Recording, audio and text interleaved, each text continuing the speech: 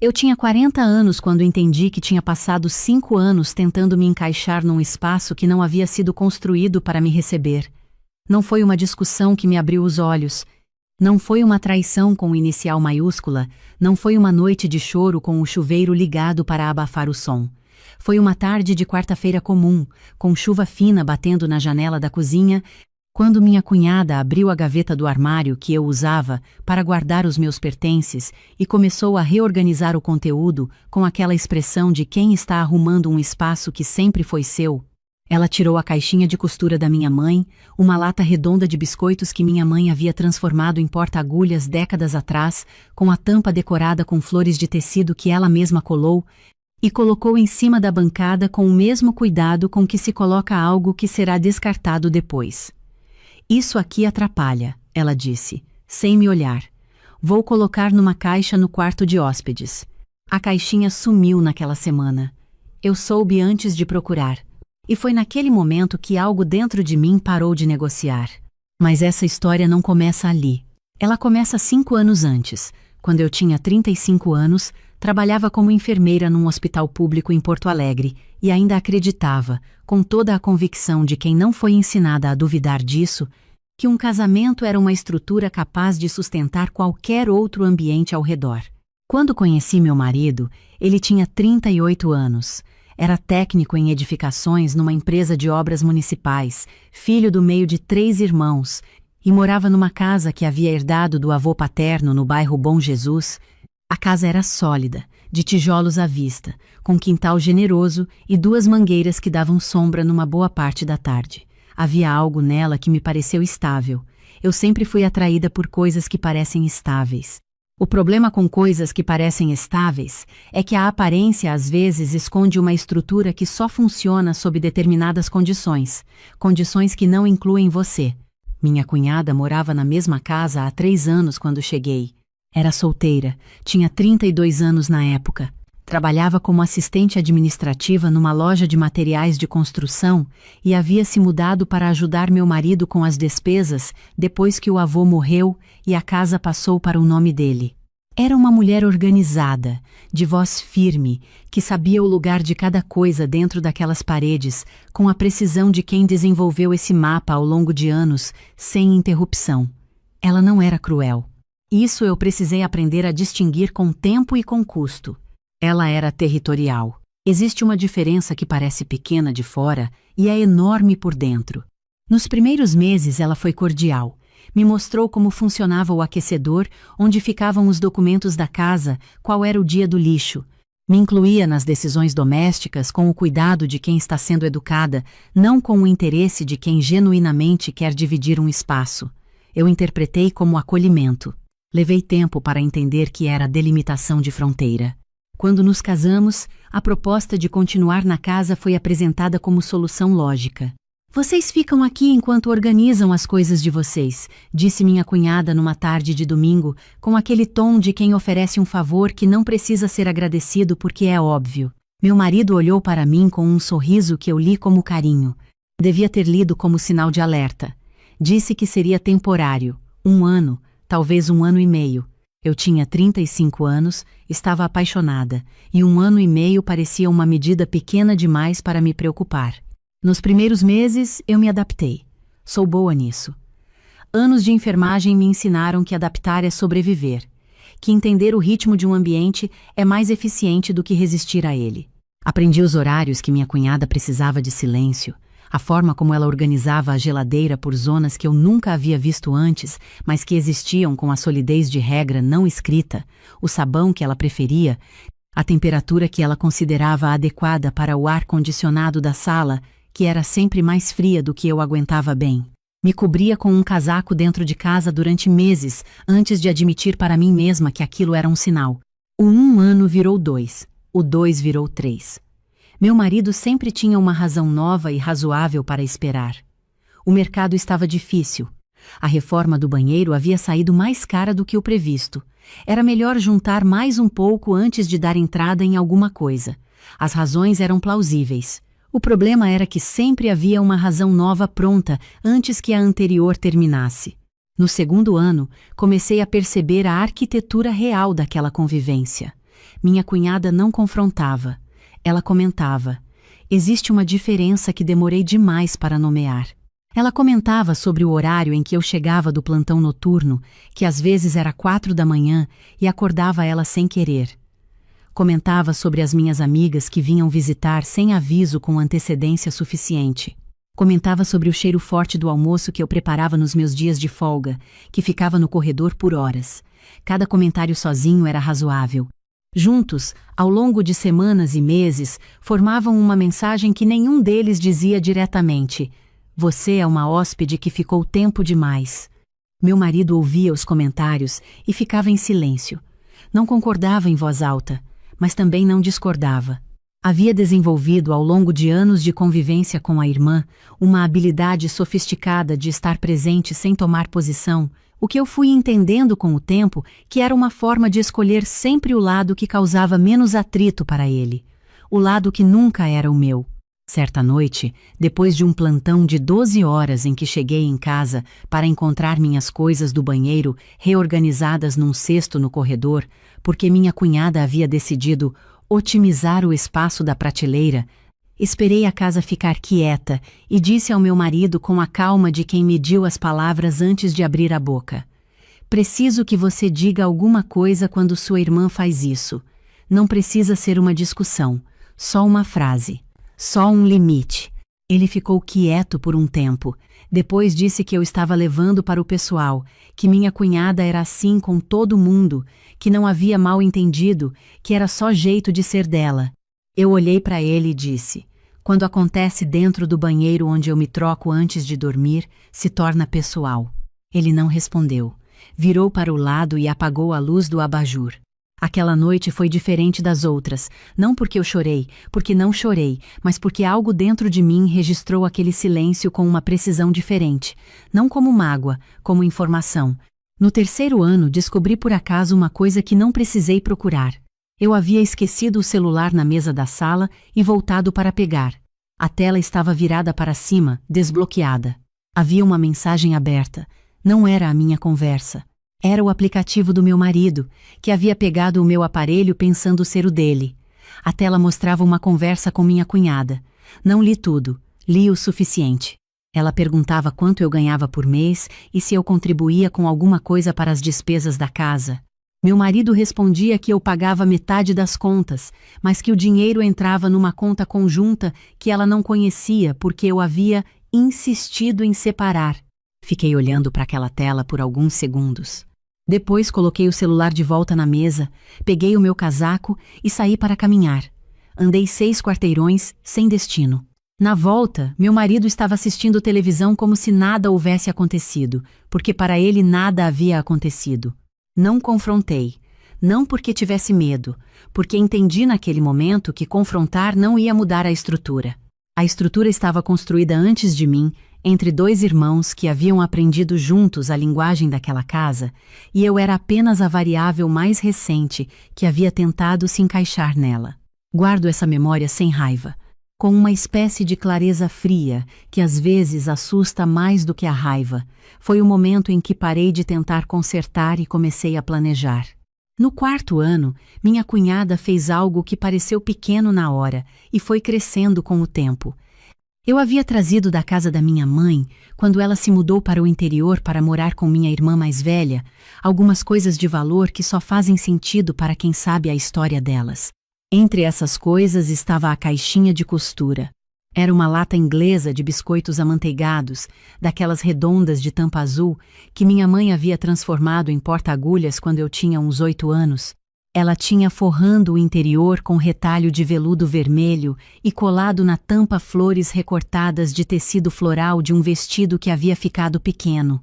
Dentro havia linhas coloridas enroladas em carretéis de madeira, agulhas de diferentes espessuras, botões guardados de roupas antigas, uma fita métrica de metal amarelada e uma tesoura de cabo verde que minha mãe usava exclusivamente para costura, e ficava irritada com qualquer pessoa que usasse para cortar papel.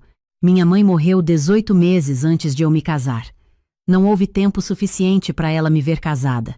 A caixinha era o tipo de coisa que não tem preço nem tamanho justo.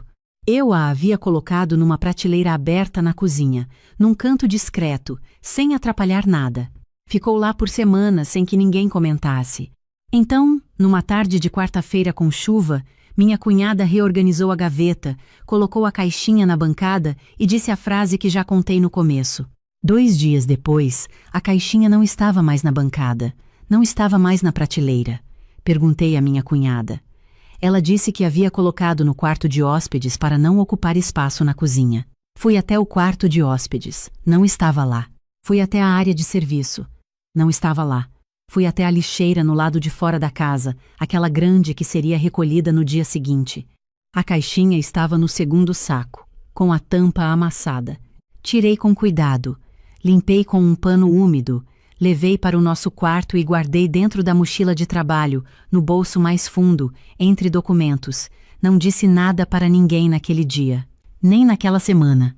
Mas alguma coisa se moveu dentro de mim com uma clareza que eu não havia sentido antes. Não era raiva ainda, era nitidez. A nitidez de quem olha para uma situação que já conhecia há muito tempo e finalmente vê o contorno exato dela, sem névoa, sem desculpa, sem a suavização que o amor aplica sobre as coisas que dói demais nomear diretamente. Você pode estar se perguntando por que fiquei. Eu mesma me fiz essa pergunta muitas vezes, especialmente nas manhãs em que acordava com a sensação de que o quarto havia ficado menor durante a noite. A resposta tem camadas, e todas elas são verdadeiras ao mesmo tempo. Fiquei porque ainda amava meu marido. Um amor que foi se tornando mais parecido com hábito do que com escolha, mas que existia. Fiquei porque sair exige energia. E energia é o recurso mais escasso quando você trabalha em plantões de 12 horas e chega em casa ainda tendo que negociar a temperatura da sala. Fiquei porque aprendi desde menina, como a maioria das mulheres aprende de formas diferentes, que aguentar é virtude, que boa companheira não desiste diante das dificuldades, que paciência é sinal de maturidade emocional. Existe uma linha muito tênue entre a paciência que sustenta e a paciência que apaga. Eu atravessei essa linha devagar demais para perceber o momento exato da travessia. Mas fiquei também porque ainda não tinha construído a saída, e construir saída em silêncio leva tempo. No 5º ano, comecei a poupar com uma intenção diferente. Eu sempre havia guardado dinheiro. Sou filha de mulher que criou 2 filhas sozinha depois que meu pai foi embora quando eu tinha 12 anos, e que me ensinou desde cedo que dinheiro guardado é a diferença entre ter que pedir e poder escolher. Mas até então, eu poupava como reserva, como segurança sem endereço específico. A partir daquele ano, o dinheiro passou a ter destino. Meu salário havia crescido. Havia feito especialização em UTI neonatal, assumido carga de plantões extras durante a pandemia, recebido reajuste significativo. Meu marido sabia que eu poupava, mas nunca perguntou o quanto. Ele assumia que eu guardava o suficiente para uma emergência ou uma viagem. Nunca imaginou o que estava sendo construído, mês a mês, com a disciplina de quem entendeu que ninguém vai construir essa segurança por você. Abri uma conta num banco digital que ele não conhecia, não por desonestidade, por proteção, porque eu havia aprendido naquela tarde, com a conversa no celular trocado, que privacidade financeira dentro daquela casa não era garantida. Contei para minha irmã mais velha, que mora em Caxias do Sul, e é a única pessoa no mundo com quem eu tenho o tipo de conversa que não precisa de contextualização longa. Ela ouviu sem interromper. Quando terminei, ficou quieta por um momento e disse: "Você está esperando permissão de alguém para sair?" Não estava perguntando com crueldade. Estava perguntando de verdade. Fiquei com essa pergunta por semanas. Ela me indicou uma advogada especialista em direito de família que havia atendido uma colega sua. Marquei consulta durante o horário de almoço, sem avisar ninguém. A advogada foi direta e objetiva. Explicou o que era meu, o que era nosso, o que eu precisaria documentar. Eu havia guardado tudo, todos os comprovantes das minhas transferências mensais para a conta conjunta, todos os recibos dos pagamentos que havia feito ao longo de 5 anos de contribuição que minha cunhada nunca soube que existia, porque meu marido havia preferido que ela pensasse que a cunhada morava por conta do casamento, não por contribuição real e documentada. "Você está em posição melhor do que imagina", disse a advogada. Continuei documentando. Encontrei o apartamento numa tarde de sábado em que eu quase não havia saído de casa. Tinha dito que ia ao mercado e depois visitar uma colega de trabalho. Era um apartamento de 2 quartos, num edifício de 6 andares, no bairro Independência, a 20 minutos de transporte do hospital onde eu trabalhava. 5º andar, sem elevador. O que me pareceu completamente irrelevante quando o corretor abriu a janela da sala e eu vi a luz entrando com aquela qualidade específica de final de tarde, dourada e horizontal, que jogava um retângulo longo sobre o piso de madeira nova. Fiz as contas em tempo real enquanto o corretor falava sobre o condomínio e a infraestrutura do bairro. Com o valor que havia guardado e o financiamento que eu conseguiria aprovar no meu CPF sozinha, a parcela ficaria dentro do que eu pagava de contribuição mensal na casa atual, com margem. A localização era boa o suficiente para que, se eu quisesse alugar no futuro, o imóvel se sustentasse. Precisei de 10 dias para decidir. Não porque estava insegura sobre o apartamento. Estava processando o peso do que a decisão significava para tudo o mais. Para o casamento, para a versão de mim mesma, que ainda achava que as coisas podiam se ajustar sem que eu precisasse ir embora. Mas às vezes, a clareza não chega como uma revelação dramática. Ela chega como o acúmulo silencioso de pequenas verdades que um dia atingem um peso que você não consegue mais ignorar. E eu havia chegado nesse ponto. Assinei o contrato numa segunda-feira de manhã antes do plantão. Saí do cartório, fui até o meu carro no estacionamento e fiquei sentada por uns 5 minutos sem ligar o motor. Não estava chorando. Estava sentindo alguma coisa que levei um momento para reconhecer. Era a solidez. A sensação física de ter um ponto fixo que não dependia de mais ninguém para continuar existindo. Naquela noite jantamos os 3 à mesa de sempre. Minha cunhada falou sobre uma promoção no trabalho que havia ficado para outra pessoa. Meu marido disse que era injusto. Eu disse que entendia a frustração. Fui dormir com os documentos do apartamento dentro da mochila de trabalho, no mesmo bolso onde estava a caixinha de costura da minha mãe. Nos dias seguintes, planejei a mudança com a mesma metodologia que aplico a qualquer procedimento que exige precisão. Primeiro os documentos: certidão de nascimento, diplomas, registros profissionais, contratos de trabalho, tudo com meu nome. Depois os itens de valor sentimental, encabeçados pela caixinha de costura que já estava guardada. Depois roupas de fora de temporada dobradas em sacolas que eu levava no porta-malas do carro depois de cada visita ao apartamento nos fins de semana, nos dias em que eu dizia que estava trabalhando escala extra. Contratei uma pequena empresa de decoração que uma colega de trabalho havia usado para o apartamento dela. Uma moça jovem e objetiva, que entendia exatamente o que eu queria sem que eu precisasse explicar 2 vezes. O quarto foi o cômodo que planejei com mais atenção. Não porque fosse o mais importante estruturalmente. Porque eu queria, ao menos uma vez, ter um quarto que funcionasse segundo as minhas regras. Onde eu pudesse dormir com a janela aberta sem que ninguém comentasse sobre o frio, onde o abajur ficasse do lado que fazia sentido para mim. Onde eu pudesse acordar às 4 da manhã depois de um plantão, sem precisar calcular o barulho dos passos no corredor. Meu marido não percebeu o esvaziamento gradual dos nossos pertences compartilhados no quarto, ou percebeu e não soube o que perguntar. Nunca vou saber qual das duas. Numa sexta-feira à tarde, depois do plantão, recebi mensagem da decoradora. Pode vir ver quando quiser. Fui naquele mesmo dia ainda com o uniforme do hospital debaixo do casaco. Abri a porta com a minha chave. Andei por cada cômodo devagar. A luz do fim de tarde entrava pela janela grande e fazia o piso de madeira parecer mais quente do que era. O quarto cheirava a tinta fresca. A cozinha tinha um espaço na bancada que eu havia pedido especificamente para deixar um cantinho sem nada, sem porta-temperos decorativos, sem coisas funcionais empilhadas, apenas espaço em aberto. Fui até esse espaço. Passei a mão na bancada limpa. Não havia ninguém me observando. Não havia ninguém calculando se o que eu estava fazendo estava dentro das regras de outra pessoa. Tirei a caixinha de costura da mochila e a coloquei no cantinho da bancada, no centro, onde dava para ver da entrada da cozinha. A tampa amassada estava limpa. As flores de tecido que minha mãe havia colado décadas atrás estavam um pouco desbotadas, mas estavam. Fiquei olhando para ela por um tempo. Depois fui até o corredor, sentei no chão novo com as costas encostadas na parede e chorei, não de tristeza, de alívio. O tipo de alívio que só aparece quando você solta um peso que estava carregando há tanto tempo que havia esquecido que estava carregando. Voltei para a casa naquela noite. Jantamos normalmente. Minha cunhada havia feito arroz com frango e perguntou se estava bom. Disse que estava ótimo e me servi 2 vezes. No sábado seguinte, o caminhão chegou às 7h30 da manhã. Eram 2 irmãos de meia idade, eficientes e silenciosos, que trabalhavam rápido e sem fazer perguntas. Havíamos combinado tudo por mensagem ao longo das semanas anteriores. Eles sabiam exatamente o que levar.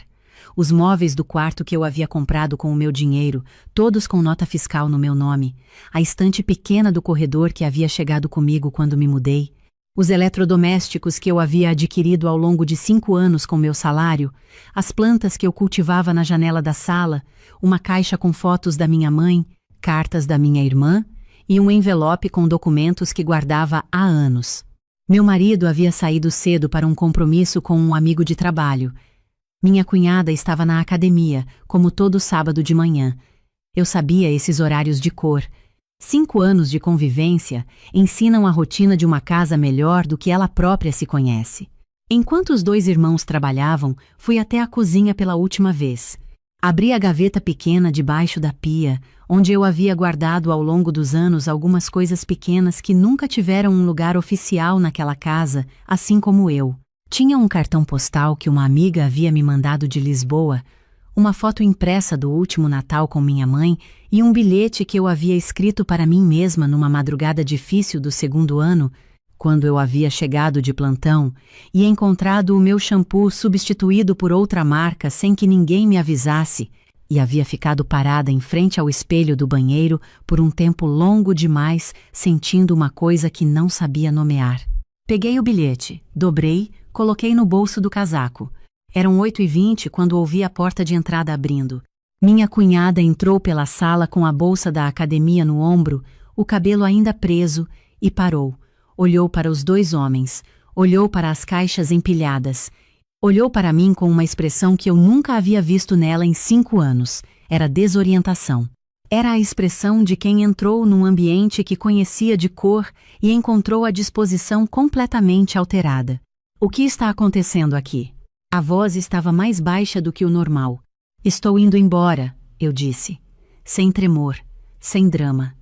Da mesma forma que eu anunciaria o resultado de um exame. Ela ficou parada por um momento, processando.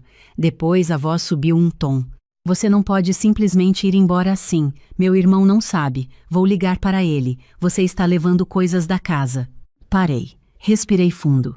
E então fiz o que eu havia prometido a mim mesma que faria quando chegasse a hora. Olhei para ela com calma, sem raiva, e disse com toda a clareza que 5 anos me ensinaram a construir. O dinheiro que eu usei para comprar esse apartamento, eu ganhei trabalhando 15 anos como enfermeira. Todo centavo tem o meu nome e o meu CPF. Durante 5 anos, eu transferi minha parte das despesas dessa casa todo mês, sem falhar uma vez. Seu irmão sabia. Você nunca soube porque nunca perguntou. Isso significa que para você eu era uma cunhada que morava por conta do casamento, sem contribuição real. Para seu irmão, eu contribuía, mas não tinha voz sobre nada. O dinheiro que sobrava depois das minhas contribuições mensais era meu. Sempre foi meu. Eu o usei para construir o único lugar onde serei tratada como adulta que sou. Ela abriu a boca. Fechou. Abriu de novo. Era a primeira vez em 5 anos que eu via minha cunhada sem resposta imediata. Os 2 irmãos terminaram os últimos volumes com eficiência profissional. Quando o caminhão estava pronto, subi para dar uma última olhada no quarto. Estava vazio, exceto pela cama que era da casa e havia ficado. Na parede havia um retângulo de tinta menos desbotada, onde a estante havia ficado por 5 anos. O contorno exato do espaço que eu havia ocupado. Desci, peguei a mochila e o casaco do gancho da entrada.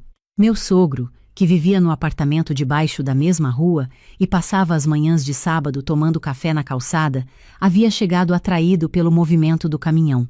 Estava parado perto da porta, com a xícara na mão, olhando para mim com aquela gentileza cansada que era a expressão mais honesta que eu havia visto dentro daquela família. Ele disse meu nome, só isso. E havia naquele nome uma quantidade de coisa que não tinha palavras para completar. Coloquei a mão no ombro dele por um segundo.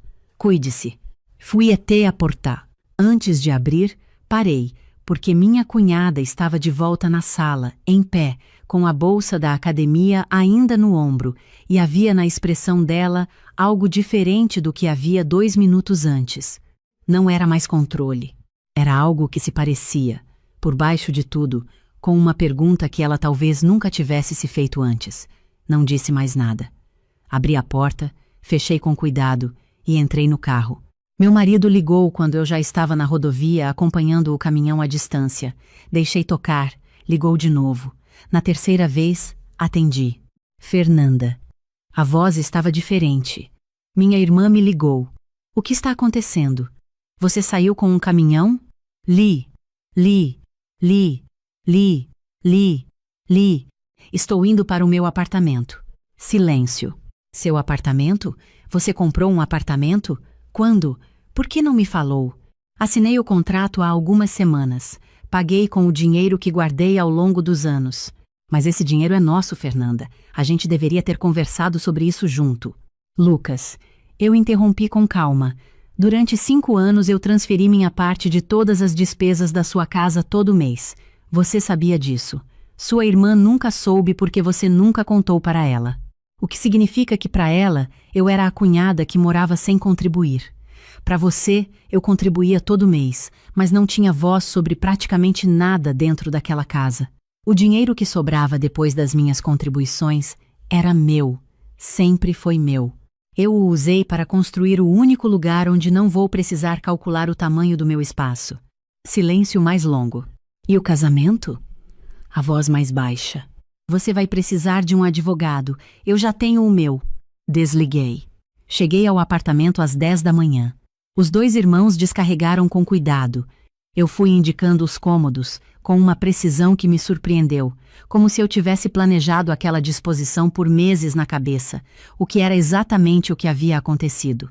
Quando eles foram embora e a porta fechou pela última vez, fiquei parada no corredor por alguns segundos.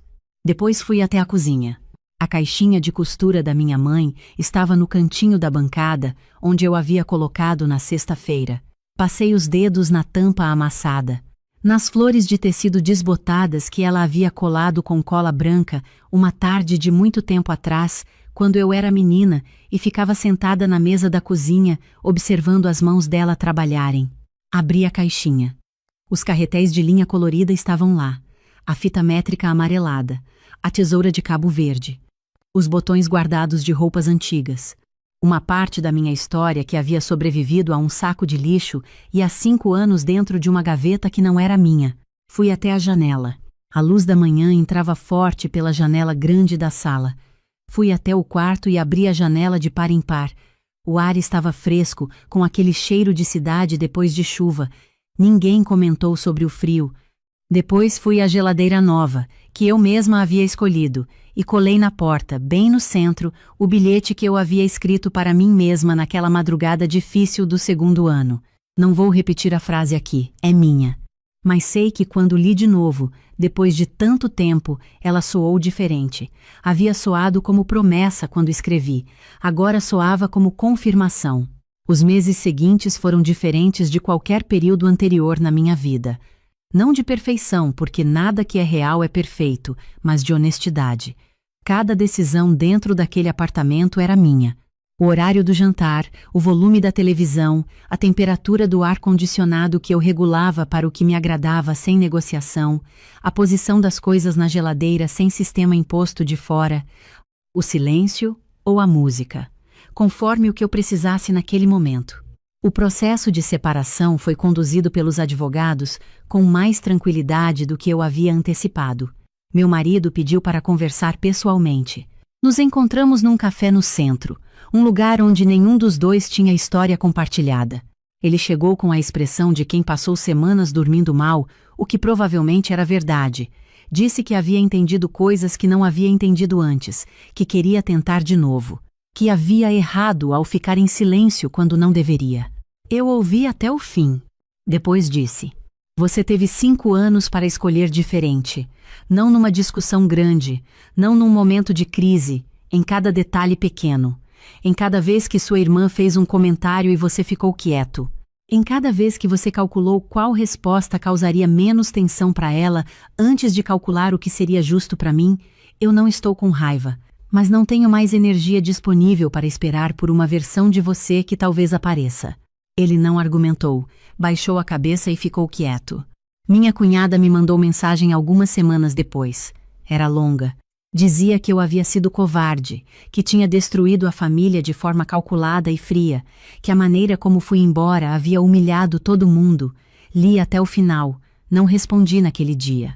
Não respondi naquela semana. Depois de algum tempo, entendi que não havia resposta minha que servisse a algo útil, enquanto a outra pessoa ainda não havia feito o trabalho de entender o que havia gerado aquela saída. A mensagem deixava claro que esse trabalho ainda não havia começado. Meu sogro me mandou uma mensagem diferente, de 3 linhas. Dizia que esperava que eu estivesse bem e que a caixinha de costura havia sido da avó dele antes de ser de qualquer outra pessoa e que coisas assim merecem ficar com quem cuida delas. Respondi com o mesmo cuidado. Não houve mais contato depois disso e carrego esse silêncio com um respeito que é genuíno. O que ficou desses 5 anos não é amargura. Amargura é pesada demais, e eu aprendi, ao longo de anos de trabalho em UTI, a ser muito cuidadosa com o que decido carregar. O que ficou é uma compreensão que chegou com atraso, mas chegou completa. Fiquei naquela casa por amor, sim. Um amor que foi real, mesmo que tenha se revelado insuficiente para sustentar tudo o que eu precisava que sustentasse. Mas fiquei também porque aprendi, como a maioria das mulheres aprende de modos diferentes, que resistir é fraqueza, que sair é desistir, que paciência é a prova de que você é uma parceira madura e não uma pessoa difícil. Existe uma diferença entre a paciência que constrói e a paciência que apaga. Eu atravessei essa fronteira tão devagar que não reconheci o momento exato da travessia. Percebi quando me olhei no espelho de uma manhã de domingo, algumas semanas antes de assinar o contrato, e demorei um segundo para reconhecer a expressão no meu próprio rosto. Não era tristeza, era ausência. Era o rosto de alguém que passou anos aprendendo a ser menor do que era e que havia se acostumado ao tamanho reduzido. Foi esse reflexo que me moveu. Não minha cunhada, não a caixinha jogada no lixo. Foi perceber que eu estava desaparecendo em câmera lenta e que estava participando ativamente desse desaparecimento. Independência financeira não é sobre o valor na conta. Aprendi isso do jeito mais demorado possível. É sobre ter uma escolha concreta quando a situação exige que você escolha. Eu poderia ter ficado mais anos naquela casa. Tinha condição financeira para isso. O que não tinha mais era a disposição de usar essa condição para sustentar uma estrutura que me reduzia. O dinheiro guardado não me deu coragem, me deu opção. E quando você tem opção real, a coragem aparece junto, porque não está mais sozinha. Hoje, quando chego do hospital depois de um plantão noturno e abro a porta do meu apartamento, existe um segundo específico. Quando a luz da entrada acende e o espaço se revela, que ainda me surpreende. É meu. Não só no sentido legal, que também é. No sentido de que cada detalhe aqui foi decidido por mim, sem aprovação necessária, sem calcular o impacto em alguém que não fui chamada a considerar. Semana passada abri a caixinha de costura da minha mãe com a intenção real de usar alguma coisa dentro dela. Um botão havia saído da minha jaqueta favorita. Passei um tempo procurando o botão certo entre os que ela havia guardado durante anos. Aqueles botões de roupas antigas que parecem inúteis até o dia em que se tornam exatamente o que você precisa. Encontrei um que não combinava perfeitamente, mas que ficava bem assim mesmo. Costurei sentada à mesa da cozinha, com a caixinha aberta na minha frente e a tesoura de cabo verde ao lado. A tarde entrava pela janela grande. Ninguém comentou sobre o barulho da tesoura. Ninguém calculou se eu estava ocupando espaço demais na bancada. A caixinha ficava bem à vista, no cantinho que eu havia reservado para ela desde o início, na altura dos olhos, onde eu vejo toda vez que entro. A resposta mais poderosa para quem trata você como se você não tivesse lugar não é o confronto que te prende no mesmo ponto. É a construção silenciosa e consistente de um lugar onde você tem todos os direitos. Um lugar com endereço próprio, com chave só sua, com uma caixinha velha de lata na bancada da cozinha e um bilhete colado na geladeira que você escreveu para si mesma numa madrugada difícil, quando ainda não sabia como, mas já sabia que ia chegar lá. Cheguei. Há caixinhas antigas que carregam mais história do que qualquer móvel grande. E há mulheres que descobrem tarde, mas descobrem inteiras, que o próprio lugar no mundo não se negocia, se constrói, botão por botão, madrugada por madrugada. Talvez você também tenha uma lata de biscoito guardada em algum canto, real ou simbólica, esperando para voltar à altura dos olhos. Quando a vida insistir em te empurrar para uma gaveta escondida, lembre-se, paciência que constrói é uma força bonita, mas paciência que apaga precisa virar coragem. E coragem, quando vem acompanhada de opção, sempre encontra uma janela para abrir. Eu tinha 40 anos quando percebi que havia deixado de ser uma pessoa para me tornar uma extensão de uma casa que nunca foi minha. Não foi uma discussão que me fez enxergar isso. Não foi uma crise, nem uma noite de choro no banheiro com o chuveiro aberto para ninguém ouvir. Foi uma agenda. A minha agenda de couro marrom, aquela que eu usava desde os tempos em que trabalhava numa consultoria financeira em São Paulo, com o meu nome gravado na capa em letras douradas que já estavam desbotando de tanto uso. Eu a deixei em cima da minha escrivaninha numa tarde de quarta-feira e quando voltei do mercado, ela não estava mais lá. Perguntei para o meu marido.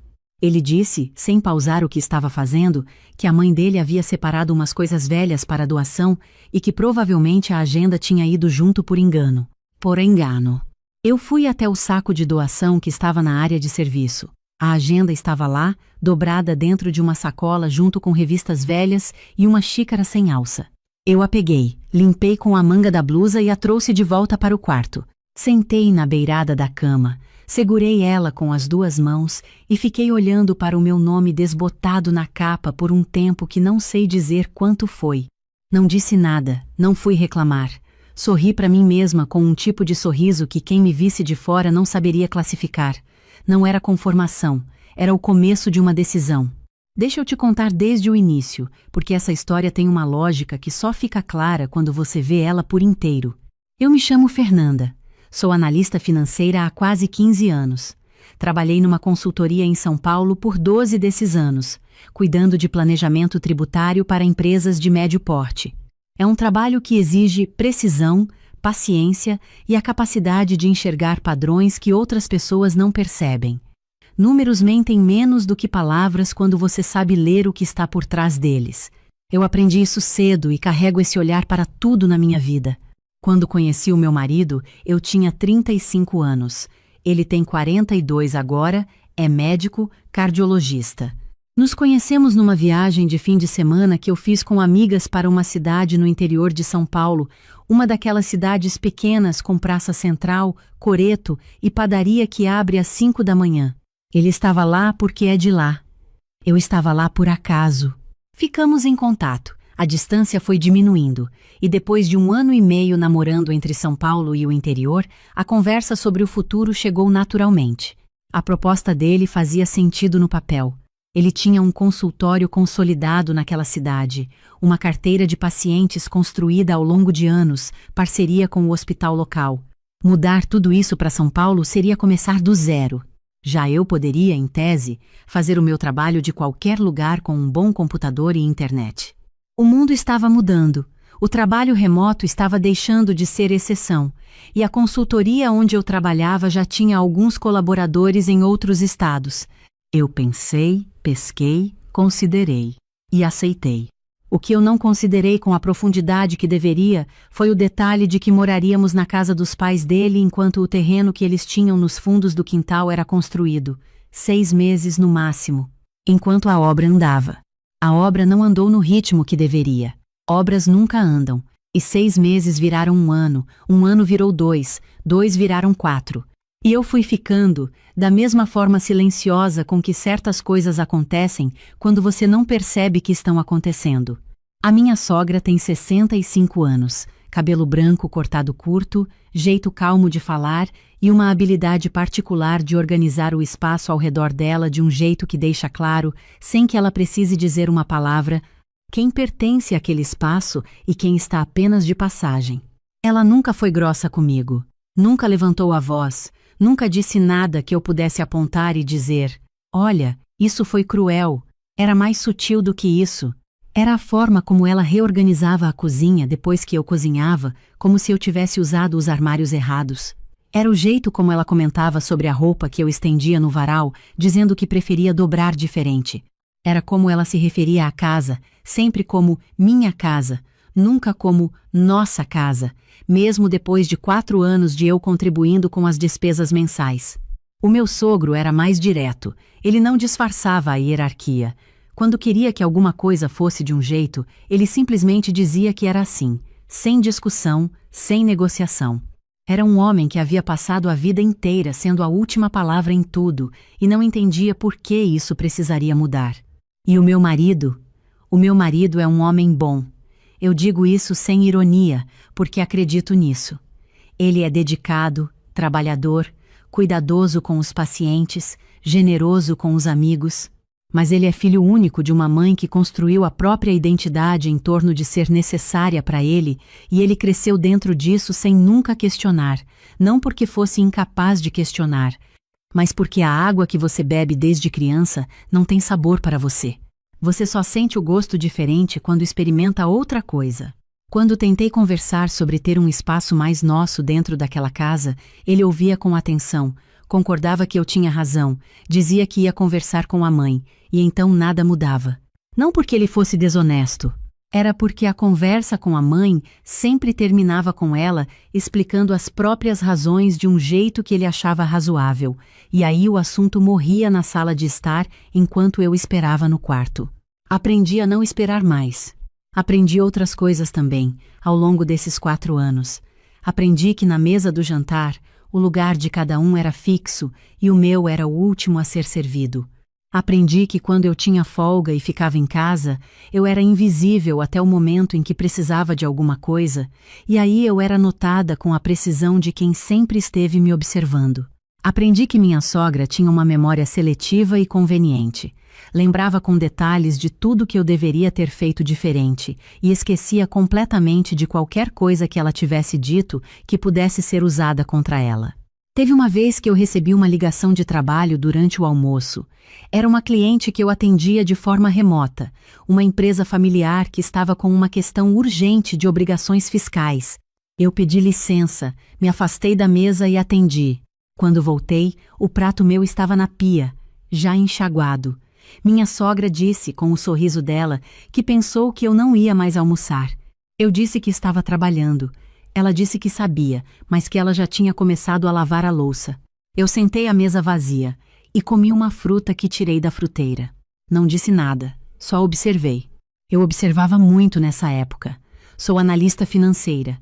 Eu identifico padrões, e o padrão daquela casa estava ficando cada vez mais claro. O padrão era: eu existia no espaço que sobrava. No trabalho, eu tinha continuado atendendo alguns clientes de forma remota pela consultoria, mas com metade da carga de antes porque morar longe de São Paulo complicava algumas reuniões presenciais que ainda eram exigidas. O que eu ganhava era suficiente, mas era menos do que eu ganhava antes, muito menos. E uma parte do que eu ganhava ia para as despesas da casa, que meu sogro nunca pediu formalmente, mas deixava claro, através de comentários regulares, sobre o quanto as contas pesavam. Foi numa noite de segunda-feira, depois de um desses jantares silenciosos, onde a televisão falava mais do que qualquer pessoa, que eu fui para o quarto, abri o computador e fiz uma planilha. Não era a primeira vez que eu fazia planilhas pessoais. Mas essa foi diferente. Essa tinha uma coluna que eu nunca tinha colocado antes, o que preciso para sair. Calculei aluguel de um apartamento de um quarto em São Paulo, nas regiões onde eu conhecia bem, perto de onde minha melhor amiga Débora mora, perto do metrô. Calculei despesas mensais. Calculei quanto tempo levaria para ter uma reserva de 6 meses. Calculei o que eu precisaria ganhar por mês para sustentá-la, com conforto. Depois fechei a planilha, coloquei a senha que só eu sabia e fui dormir. Mas não parei de pensar. Nos meses seguintes comecei a me mover com a lentidão calculada de quem sabe que a pressa é inimiga do plano. Entrei em contato com uma antiga gerente da consultoria, com quem eu tinha uma relação de confiança e que agora estava numa empresa maior, em São Paulo, montando uma área nova de compliance financeiro. Disse que estava avaliando possibilidades. Ela disse que tinha uma vaga sênior e que pensaria em mim se eu tivesse interesse. Eu disse que sim, com calma, como quem considera uma entre várias opções. Não era uma entre várias opções. Era a opção. Continuei fazendo o meu trabalho normalmente. Continuei jantando na mesa com a família. Continuei sorrindo nas ocasiões certas. Aprendi com os anos dentro daquela casa que sorrir no momento certo é uma forma de ocupar espaço sem precisar de permissão. A agenda foi a última gota, mas não foi a primeira. Tinha sido o dia em que minha sogra entrou no quarto que eu usava como escritório, sem bater, e disse que ia precisar daquele cômodo para receber uma sobrinha que vinha passar uns dias. Eu disse que era o meu espaço de trabalho. Ela disse que sabia que eu poderia trabalhar na mesa da sala por enquanto. Eu passei 3 semanas trabalhando na mesa da sala, com a televisão ligada ao fundo e as conversas da casa ao redor, tentando concentrar em planilhas de auditoria como se aquilo fosse normal. Tinha sido o almoço de domingo em que eu preparei uma receita nova, uma salada com ingredientes que eu trouxe do mercado com o meu próprio dinheiro, e minha sogra comentou para a mesa inteira que não era muito diferente do que ela mesma fazia e que ela teria temperado diferente. Disse isso com a gentileza de quem está sendo prestativa. A mesa concordou. Tinha sido a tarde em que eu estava ao telefone com a minha mãe, que mora em Campinas, e meu sogro passou pelo corredor, olhou para mim com aquela expressão de quem contabiliza o tempo alheio e disse que eu falava muito no telefone. A minha mãe ouviu. Eu fingi que não havia ouvido. Mas a agenda foi o momento em que eu entendi que não era descuido, era sistemático. Aquela casa funcionava como um organismo que naturalmente expelia o que não pertencia a ela. E eu, depois de 4 anos tentando pertencer, finalmente entendi que não era uma questão de esforço, era uma questão de origem. Eu não pertencia ali. E continuar tentando pertencer estava me custando pedaços de mim que eu mal percebia que estava perdendo. Liguei para minha gerente numa manhã de terça-feira, quando o meu marido tinha saído para o consultório e minha sogra tinha ido à feira. Disse que queria conversar sobre a vaga. Ela disse que ainda estava disponível e que se eu quisesse, poderíamos marcar uma conversa formal com o RH. Eu disse que queria. A entrevista foi por vídeo, no meu carro, estacionado numa rua que ficava a 3 quarteirões de casa. Durou 50 minutos. Falei sobre os projetos que tinha tocado nos anos remotos, sobre os clientes que mantive, sobre o que eu entendia de compliance e estruturação financeira para empresas em crescimento. No final, o gerente de RH disse que me ligaria em até 10 dias. Ligou em 4. A proposta era boa, melhor do que eu esperava. Trabalho presencial em São Paulo, 3 vezes por semana, o restante remoto. Salário 23% acima do que eu ganhava, antes de me mudar. Plano de saúde e participação nos resultados. Prazo para começar, 45 dias. Eu disse que precisava de um dia para pensar. Não precisava de um dia. Já sabia a resposta quando desliguei o telefone no meu carro, naquela rua de casas antigas com árvores na calçada. Mas aprendi que dizer que precisa pensar compra tempo, e tempo, quando você está planejando uma saída, é um recurso valioso. Aceitei no dia seguinte. A partir daí, comecei a organizar a minha saída com o mesmo método que uso para planejar o encerramento de uma empresa, etapa por etapa, sem pressa, sem deixar rastros desnecessários, sem anunciar o que estava fazendo antes que estivesse feito. Abri uma conta poupança separada, numa instituição diferente da que eu usava para as despesas compartilhadas. Passei a depositar ali uma parte do que recebia todo mês. Não era uma fortuna, mas era suficiente para o que eu precisava. Comecei a pesquisar apartamentos em São Paulo, naquele mesmo bairro onde Débora mora, perto do metrô Paraíso, num raio de caminhada de um mercado e de uma padaria que eu lembrava de frequentar quando ainda morava lá. Encontrei um apartamento de um quarto num prédio de fachada amarela que os moradores chamavam de O Casarão, porque tinha sido construído nos anos 70 e tinha aquele tipo de solidez de construção antiga que os prédios novos raramente têm. Quarto andar, sem elevador, vista para um jardim interno pequeno com uma mangueira que devia ter 40 anos. A janela da cozinha pegava o sol da tarde. Assinei o contrato por e-mail numa quarta-feira, usando o endereço de trabalho que a empresa nova já tinha me fornecido. A dona do apartamento era uma professora aposentada que estava se mudando para morar com a filha. Ela me mandou as fotos do apartamento vazio por WhatsApp com uma mensagem dizendo que esperava que eu fosse feliz ali. Eu li essa mensagem no meu carro, às 11 da noite, depois de ter colocado o carro na garagem e ficado sentada lá por um tempão sem conseguir entrar em casa. Não chorei, mas ficou uma coisa no peito que era parecida com choro, só que mais quieta. Nos 2 meses seguintes, organizei a minha saída com a naturalidade de quem simplesmente está fazendo coisas comuns. Comecei a levar roupas para a lavanderia que ficava perto do trabalho de Débora, dizendo que a máquina de lavar da casa tinha dado problema. A máquina não tinha dado problema nenhum, mas as roupas iam para a lavanderia, de lá para uma mala que eu deixei na casa de Débora e que foi enchendo aos poucos ao longo de semanas. Meus livros foram saindo da estante do quarto um a um, sempre com uma justificativa. Esse eu vou emprestar para uma colega. Esse eu preciso de referência para um projeto. Esse está lá há anos e acho que não vou mais usar. Ninguém perguntou nada. Ninguém prestou atenção. Os documentos foram os primeiros a sair. Diplomas, contratos, notas fiscais de coisas que eram minhas, certificados de cursos que fiz ao longo da carreira. Coloquei tudo numa pasta que ficou no porta-malas do meu carro por semanas, até eu levar para o apartamento de São Paulo numa das viagens que comecei a fazer com a desculpa de visitar Débora. A agenda foi a última coisa a entrar na mala. Eu a limpei de novo, desta vez com um pano úmido, devagar. O couro estava gasto em algumas partes. O elástico que fechava havia frouxado com os anos. O meu nome na capa estava quase invisível, mas ainda estava lá. Na semana em que as chaves do apartamento ficaram disponíveis, combinei com o marido de Débora, que tem uma caminhonete, de me ajudar a buscar as últimas coisas. Era uma sexta-feira. Meu marido tinha plantão no hospital desde cedo. Minha sogra tinha ido a uma consulta médica com meu sogro de manhã. Eu estava de folga do trabalho remoto, que eu já tinha comunicado que encerraria ao fim daquele mês. Comecei a carregar as caixas que faltavam. Quando minha sogra chegou em casa, eu estava na segunda viagem ao carro com uma caixa de materiais de escritório. Ela ficou parada na entrada da sala, a bolsa ainda no braço, olhando para mim com uma expressão que eu nunca tinha visto nela antes. Era quase surpresa, mas misturada com outra coisa que levou alguns segundos para eu identificar. Era a expressão de quem não acreditou que aquilo pudesse acontecer. Ela perguntou o que eu estava fazendo.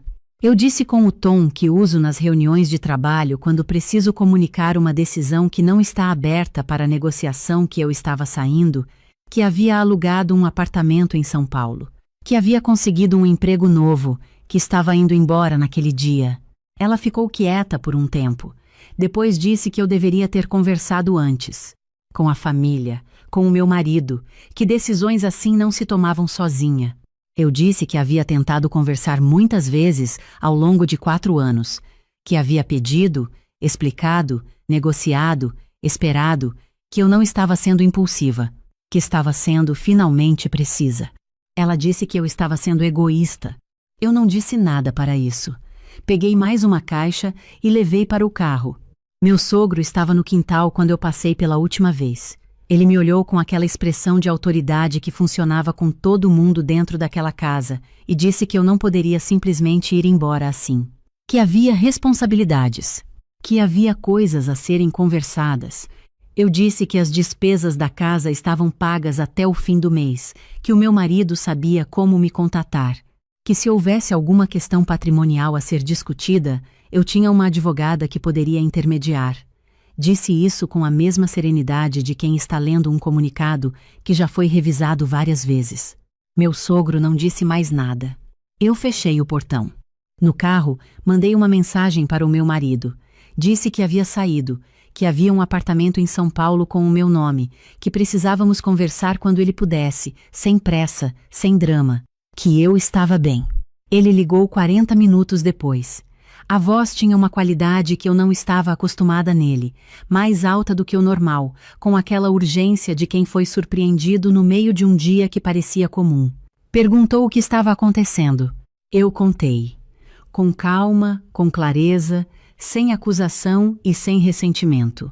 Contei sobre os 4 anos, sobre as tentativas de conversa que nunca chegaram a lugar nenhum, sobre a agenda, sobre o escritório cedido para a sobrinha, sobre o prato lavado no meio do meu almoço, sobre todos os pedaços pequenos que foram sendo tirados de mim um a um, tão devagar que eu quase não percebi enquanto acontecia.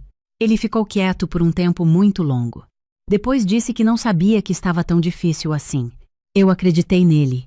Isso era a parte mais triste de tudo. Ele realmente não sabia. Porque quando você não carrega o peso de uma coisa, você não enxerga o esforço que a outra pessoa faz para continuar andando com ele. Ele perguntou se havia como conversar pessoalmente. Eu disse que sim, que quando ele quisesse, na hora que ele escolhesse, eu estaria disponível para conversar. Mas que a conversa precisaria ser sobre como construir algo diferente, não sobre como voltar para o que existia antes. Ele disse que entendia. Não sei se entendia de verdade, mas disse que entendia. E às vezes isso é o começo de entender de verdade. O apartamento da Mangueira, como eu passei a chamar por causa da árvore no jardim interno, estava vazio quando cheguei naquela tarde. Paredes brancas, piso de taco antigo que rangia num ponto específico perto da janela da sala, cheiro de tinta fresca que a professora aposentada havia mandado passar antes de me entregar as chaves. Eu sentei no chão da sala com as costas na parede e fiquei olhando para o espaço. Não havia televisão ligada. Não havia conversa de fundo. Não havia o barulho específico de uma casa que nunca foi minha fingindo que era minha. Era silêncio. Mas não era um silêncio vazio. Era o tipo de silêncio que tem textura, que você pode sentir pousar nos ombros como algo que alivia um peso que você havia esquecido que estava carregando. Coloquei a agenda na única prateleira vazia que a professora havia deixado na sala. Ela ficou lá, com o meu nome desbotado na capa, como a primeira coisa minha num espaço que era inteiramente meu. Nos dias seguintes, fui montando o apartamento com o prazer lento de quem tem tempo e não precisa justificar cada escolha para ninguém. Comprei uma cama, uma mesa redonda pequena que cabia bem na cozinha, 2 cadeiras diferentes porque eu gostei das 2 e não havia ninguém para dizer que ficava sem combinação. Comprei um tapete vermelho que eu nunca teria colocado em outro lugar porque não era o gosto de ninguém além do meu. Fui ao mercado e comprei ervilha, que minha sogra não deixava entrar na cozinha porque ela não gostava. Fiz arroz com ervilha na minha primeira noite ali, às 10 da noite, com uma playlist que eu gosto e que nunca tocava em casa porque o meu sogro dizia que era barulho. Comi sentada na janela da cozinha, com o prato no colo, vendo as luzes dos outros apartamentos acenderem e apagarem no ritmo particular de cada vida. Comecei no emprego novo 3 semanas depois. Voltei para São Paulo de uma forma que não era voltar, era chegar, porque a cidade que eu havia deixado havia mudado, e eu havia mudado mais ainda, e o encontro entre as duas não era um retorno, era uma apresentação. Débora foi me buscar no primeiro dia para almoçarmos juntas. Ela chegou com aquela energia dela de quem não perde um segundo em formalidades e me abraçou no meio da calçada na frente do prédio da empresa, como se eu tivesse voltado de uma expedição longa. Depois me segurou pelos ombros e olhou para o meu rosto por alguns segundos com uma expressão de análise que eu conheço bem nela. Disse que eu estava com uma cara diferente. Eu perguntei diferente como. Ela disse que eu estava com a minha cara. Não entendi exatamente o que ela quis dizer naquele momento. Entendi mais tarde. A minha mãe veio me visitar no 2º mês. Ela pegou o ônibus de Campinas numa manhã de sábado e chegou com uma mala pequena e um pote de doce de leite que ela fez em casa porque sabe que eu gosto. Quando entrou no apartamento, ela ficou parada na sala por um momento, olhando ao redor com uma calma que é o jeito dela de processar as coisas antes de falar. Depois foi até a prateleira onde estava a agenda e passou o dedo na capa desgastada. Disse que lembrava quando eu a comprei, naquela papelaria perto da universidade, com o dinheiro do primeiro estágio. Eu disse que lembrava também. Ela ficou 4 dias. A gente cozinhou junto, saiu para passear no parque perto de casa, foi à feira do bairro no domingo de manhã. Na última noite, sentamos na cozinha com chá, e ela disse, do jeito direto e sem ornamento que é o jeito dela, que ficou com um peso no peito por uns 2 anos me vendo chegar para as visitas, com um cansaço que ela não conseguia nomear. Que eu sorria, que respondia às perguntas, que parecia bem, mas que ela conhece o meu sorriso verdadeiro e o meu sorriso de contenção, e que por muito tempo só havia visto o segundo. Eu disse que demorei mais do que deveria para sair. Ela disse que cada pessoa sai quando consegue, não quando deveria. Fiquei pensando nisso por muito tempo depois que ela foi embora. O meu marido veio a São Paulo 2 vezes naqueles primeiros meses. A primeira vez foi tenso, os dois sentados na mesa redonda da cozinha com chá, esfriando nas xícaras, porque nenhum dos dois lembrava de tomar. Ele disse coisas que precisavam ser ditas, eu disse coisas que eu havia guardado há anos e que finalmente cabiam numa conversa porque havia espaço para elas. Houve um momento em que ele apoiou a cabeça nas mãos e ficou quieto por um longo tempo, e eu entendi que aquele silêncio não era recusa, era alguém processando. A segunda vez foi diferente, mais quieta. Ele disse que havia tido conversas difíceis com os pais. Não me contou os detalhes, e eu não pedi. Disse que estava entendendo, aos poucos, o que ele não havia conseguido enxergar quando estava no meio de tudo. Disse que não sabia se era tarde demais, mas que queria tentar. Eu disse que não sabia se era tarde demais tampouco. Que o que eu sabia era que se houvesse algo a ser construído entre nós dois, precisaria ser sobre uma base onde os dois existissem inteiros. Não eu me adaptando ao espaço que sobrava, não ele mediando entre mim e uma casa que nunca foi minha. Uma base nova. Ele ficou quieto com isso, mas ficou quieto de uma forma que me pareceu diferente do silêncio antigo. O silêncio antigo era o de quem não quer mexer no que está quieto. Esse era o de quem está realmente ouvindo. O que vai acontecer entre nós dois ainda não está definido. Algumas coisas precisam de tempo para assentar antes de virar resposta. E pela primeira vez em 4 anos, eu tenho espaço para esperar por essa resposta sem me perder enquanto espero. Há uma coisa que aprendi nesse tempo todo, com mais nitidez agora do que quando eu ainda estava dentro daquelas paredes. Existe uma diferença entre adaptar e desaparecer. Adaptar é o que fazemos quando chegamos a um lugar novo, quando aprendemos as regras de um espaço, quando cedemos em coisas que não são essenciais para construir algo que é. A adaptação é ativa. Ela exige de você, mas te devolve algo. Desaparecer parece adaptação por fora. Você continua sorrindo, continua respondendo quando chamam, continua ocupando um espaço físico numa mesa e num cômodo e num lar. Mas por dentro, você foi cedendo pedaço por pedaço de si mesma para manter uma convivência que, no fundo, só existia nos termos dos outros. E um dia você procura a si mesma dentro de uma casa cheia de gente e percebe que a maior parte de você já não está mais ali. Eu confundi as duas por 4 anos. Achei que estava sendo paciente, madura, generosa.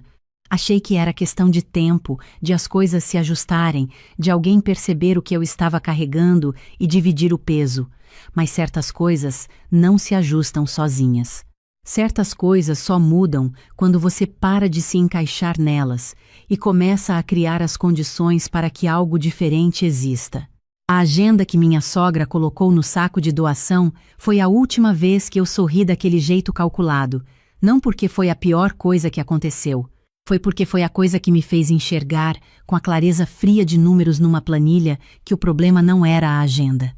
O problema era o padrão. E o padrão não ia mudar. Hoje de manhã eu acordei às 6, antes do despertador.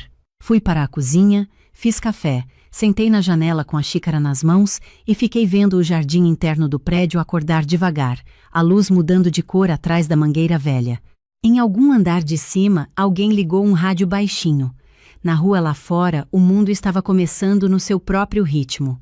Ninguém havia reorganizado a minha cozinha enquanto eu dormia. Ninguém havia contabilizado o custo do meu café.